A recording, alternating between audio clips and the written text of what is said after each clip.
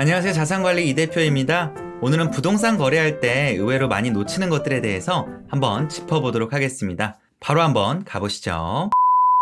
제가 상담을 하다 보면 정말 많은 분들을 만나는데요. 최근에 상담드렸던 분들 중에는 전세 사기를 당하셨던 분들도 있고 다양한 사건들이 좀 있습니다. 물론 작정하고 사기를 치려고 하면 방도는 없지만 그래도 어떠한 계약을 하는 데 있어서 주의하고 조심해야 될 것들은 분명히 있습니다. 오늘은 그 내용들에 대해서 하나하나씩 짚어보도록 하겠습니다. 첫 번째로는 계약서를 잘 보고 서명을 하는 겁니다. 당연한 이야기 아니야 할 수 있지만 모든 법적인 문제들은 계약서 조항 때문에 달라지거든요. 그래서 해당 부분들을 하나하나 꼼꼼하게 읽으시는 게 매우 중요한데요. 부동산 계약할 때는 특히 자금 납부에 대한 일정을 잘 체크해 주셔야 됩니다. 만약 납부 일정을 잘 지키지 못하게 될 경우에는 처음에 내셨던 계약금은 보통 위약금으로 민법상 간주가 되어서 계약금을 돌려받지 못할 가능성이 매우 크다고 합니다. 물론 잘 협의가 돼서 어느 정도 절충해서 마무리가 될 수도 있겠지만요. 그리고 만약에 중도금이 있는 계약일 경우에는 조금 복잡해지는데 이때는 책임 소재라는 걸 좀 따져야 됩니다. 매수인 책임으로 중도 해지를 하는 경우에는 중도금을 납부한 이후에는 계약금과 중도금 모두 계약 불이행에 따른 손실로 이어질 가능성이 큽니다. 매도인의 책임으로 중도 해지가 발생할 경우에는 계약금, 중도금 당연히 반환이 될 것이고요. 매수인 입장에서 추가적인 손해배상 청구까지도 가능합니다. 참고로 손해배상의 액수와 범위는 법적 조정을 통해서 확정될 수가 있습니다. 그리고 계약서 상의 특약사항과 관리비 등에 대한 부분들도 잘 체크해 주시는 게 매우 중요하고요. 혼자 하기가 어렵다고 하면 법률 전문가의 도움을 받으시는 것도 방법 중에 하나입니다. 두 번째로는 등기부 등본에 대한 체크인데요. 등기부 등본은 부동산 거래에서 너무나 중요합니다. 왜냐면 소유권뿐만 아니라 가압류 등에 대한 여부도 확인이 가능해서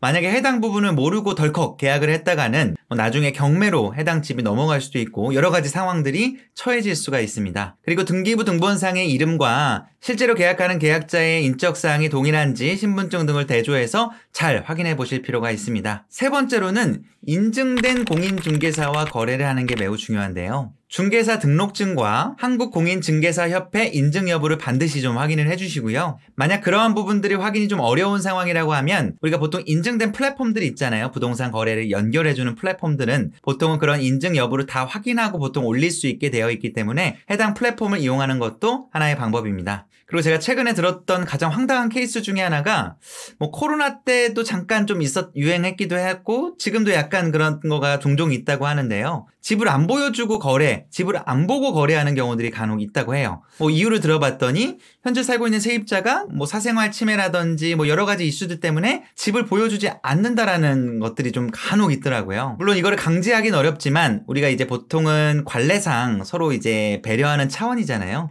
어떻게 보면 이거를 잘 지키지 않아서 세입자도 보증금을 제때 못 받을 수도 있는 거고 해서 서로 좀 배려해주는 영역이라고 저는 생각하는데요. 만약에 이제 집주인 입장에서 계약서를 작성하실 때 이제 만기가 다가올 때 집을 보여주기를 좀 협조해주는 특약을 이제 계약서 상에 기재를 할 수도 있습니다. 만약에 그러한 것들을 기재하게 되면 법적인 효력도 가질 수 있기 때문에 조금 더 이야기하기가 수월하실 거라고 생각합니다. 그리고 집을 보실 때는 내부 상태뿐만 아니라 설비나 수도나 보일러나 벽질, 타일 다양하게 당연히 체크를 해보셔야 될 거고요. 계약 전 혹은 이사 전에 만약에 그러한 흠집이나 뭔가 문제가 있다라고 하면 꼭 사진, 영상 등으로 남겨두시는 걸 권장을 드리겠습니다. 그리고 하나의 꿀팁이라고 해야 될까요? 집을 보실 때 안에 보통 세입자분들이 좀 살고 계시잖아요. 그럼 현재 살고 있는 그 분들에게 그 집의 환경에 대해서 은근슬쩍 여쭤보시는 것도 집을 보는 좋은 방법 중에 하나입니다. 예를 들면 집에 대해서 여쭤봤더니 여기 밑에 집과 혹은 위에 집에 대해서 층간소음에 대해서 되게 예민하신 분들이에요 라는 얘기를 만약에 들었을 경우에 집을 한 곳만 보진 않으실 거잖아요. 그럼 다양한 선택지 중에 어느 정도 가감 요소가 되실 수도 있는 거예요. 실제 제 사례이긴 한데요. 가까운 친척 중에 이사를 가셨는데 그렇게 크게 막 이제 뛰어다니거나 하진 않는데 밑에 살고 계신 분이 너무너무 예민하셔가지고 가끔 실수로 핸드폰을 떨어뜨렸는데 바로 막 올라오신다고 하더라고요. 그래서 요즘 층간소음 너무 예민하고 하다 보니까 특히 예전에 준공된 아파트나 빌라일수록 이런 층간소음에 대한 부분들이 조금은 더 심한 것 같습니다. 그래서 그런 부분들은 꼭 체크해 주시길 바라겠습니다. 더불어 집을 계약하실 때는 당연히 대출 실행에 대한 여부도 잘 체크를 하시겠지만 보통 이제 집을 구매할 때 변동금리냐 고정금리냐 이런 것들로 많이 물어보시는데요. 금리 상승기가 예측이 될 때는 사실은 고정금리를 하시는 게 좀 더 유리하시고요. 금리 하락기에는 변동금리로 이용하시는 게 좋습니다. 실제로 제 주변의 분들 중에 집을 사신 분이 계신데요. 1년 반 정도 전이었습니다. 그때 저한테 여쭤보시길래 지금 금리가 상당히 높은 위치이기 때문에 뭐 미국의 기준금리 인하도 그렇고 우리나라의 기준금리도 인하할 예정이니 금리가 낮아질 거에 대한 대비를 해서 변동금리로 하시라고 말씀을 좀 드렸었거든요. 그분 같은 경우에는 집을 구매하시고 나서 처음에는 330만 원 정도의 원리금을 갚아 나가셨는데 이제 6개월 변동금이었거든요. 그래서 지금은 한 2번 정도 금리가 더 낮아져서 지금 한 270만 원 정도 내고 있으시다고 해요. 이 50만 원 상당히 크잖아요. 그래서 금리 하락기와 상승기에 대해서 잘 살펴보시고 해주시는 거를 권장을 좀 드리겠습니다. 그리고 집 계약하실 때 간혹 집 금액만 생각하시는 분들 계신데요.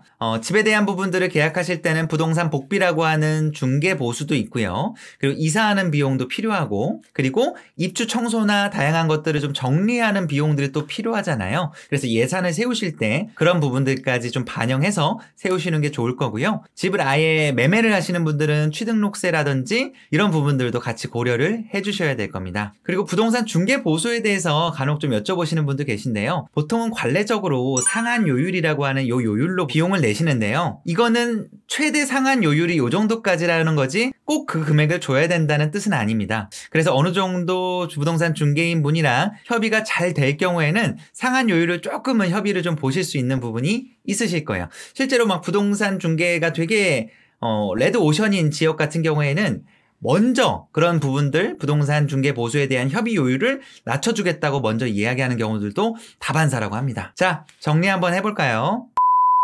오늘 부동산 계약 시에 의외로 놓치는 것들에 대한 부분들을 좀 점검을 해봤는데요. 첫 번째, 계약서를 꼼꼼하게 따질 것, 계약성에 들어가 있는 특약사항 등에 대한 부분들, 잔금 일정이라든지 중도금 일정에 대한 부분들을 잘 체크하시는 거 말씀을 드렸고요. 두 번째로는 등기부 등본을 반드시 떼보고 실제 소유주와 계약자와 대조를 통해서 동일인인지를 꼭 체크해 보시는 거 말씀을 드렸습니다. 세 번째로는 인증된 공인중개사와 계약을 하시는 거를 권장을 드렸고 네 번째로는 실제 집을 방문했을 경우에 집 상태에 대한 부분들 꼼꼼하게 체크해보고 만약에 보수라든지 하자 같은 게 있을 경우에는 직접 사진이나 영상 같은 걸 촬영을 해서 나중에 그런 부분들을 실제 부담하지 않게 조치를 취해놓는 거 중요하다고 말씀드렸습니다. 마지막으로 부동산 계약에 필요한 돈 이외에 각종 세금들이나 이사비용, 각종 부대비용에 대한 부분들을 미리 타임라인에 정리를 해놓고 어느 정도 대비를 하시는 것까지 말씀을 드렸습니다. 그리고 부동산 중개 보수 같은 경우에는 협의 요율로 어느 정도 조정이 가능할 수도 있다라고까지 말씀을 드렸습니다. 이렇게 부동산 계약할 때 주의해야 될 점 말씀을 드렸으니까 안전하고 꼼꼼하게 잘 계약을 하시길 바라겠습니다. 오늘 제 영상이 조금이라도 도움이 되셨다라고 하면 좋아요 버튼 한 번만 눌러주시면 영상 제작에 큰 도움이 됩니다. 오늘도 제 영상 시청해주셔서 감사합니다. 고맙습니다.